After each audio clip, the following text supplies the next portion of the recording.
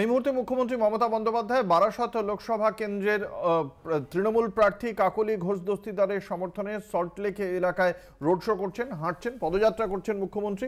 আপনারা দেখতে পাচ্ছেন সেই চিত্র। বারাসত লোকসভা কেন্দ্রের তৃণমূল কংগ্রেসের প্রার্থী কাকলি ঘোষ দস্তিদার, তার হয়েই সল্টলেকে পদযাত্রায় মুখ্যমন্ত্রী মমতা বন্দ্যোপাধ্যায়।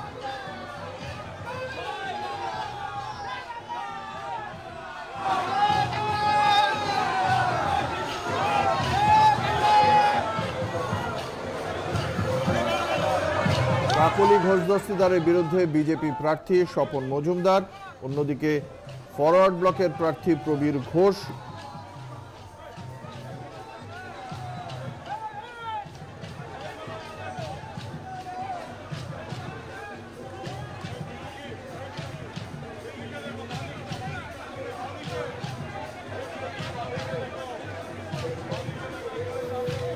সল্টলেকের অভিজাত এলাকা দিয়ে পদযাত্রা কর্মসূচি মুখ্যমন্ত্রী মমতা বন্দ্যোপাধ্যায়ের। বারাসত লোকসভা কেন্দ্রের তৃণমূল কংগ্রেসের প্রার্থী কাকলি ঘোষ দস্তিদারের সমর্থনে মমতা বন্দ্যোপাধ্যায়ের রোড শো।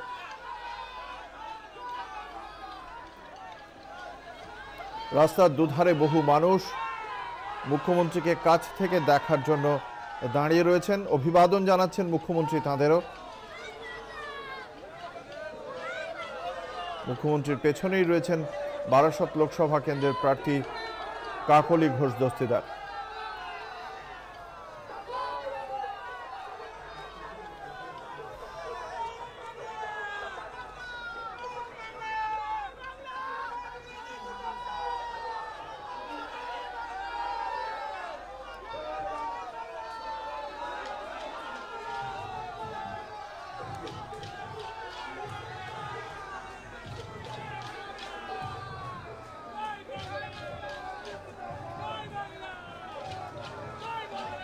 তৃণমূল কংগ্রেসের জয় বাংলা স্লোগান এবং তার সঙ্গে সঙ্গে ঢাক বাজছে পেছনে।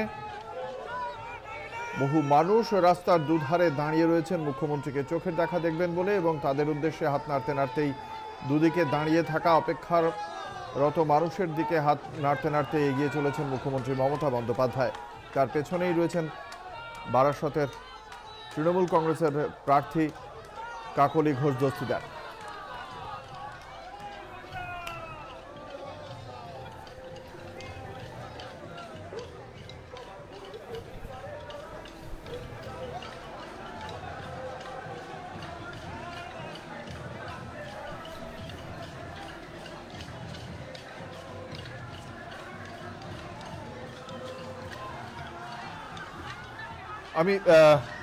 এর আগে আমরা দর্শকদের যে ছবি সামনে এনেছিলাম সেই ছবি, ঝাড়গ্রাম কেন্দ্রের বিজেপি প্রার্থী প্রণত টুডু তিনি আক্রান্ত হয়েছেন এবং সেই অভিযোগও করেছেন। আমি তৃণমূল কংগ্রেসের মুখপাত্র ডক্টর কৌশিক বিশ্বাসের কাছে এই বিষয়ে প্রতিক্রিয়া চাইব।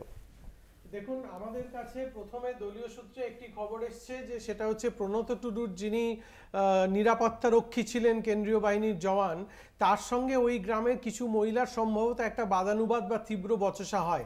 তারপর থেকে ঘটনা প্রবাহ কি হয়েছে সেটা গ্রামের সকলেই দেখেছেন। তৃণমূল কংগ্রেসের প্রত্যক্ষভাবে আমাদের পরিষ্কার বক্তব্য,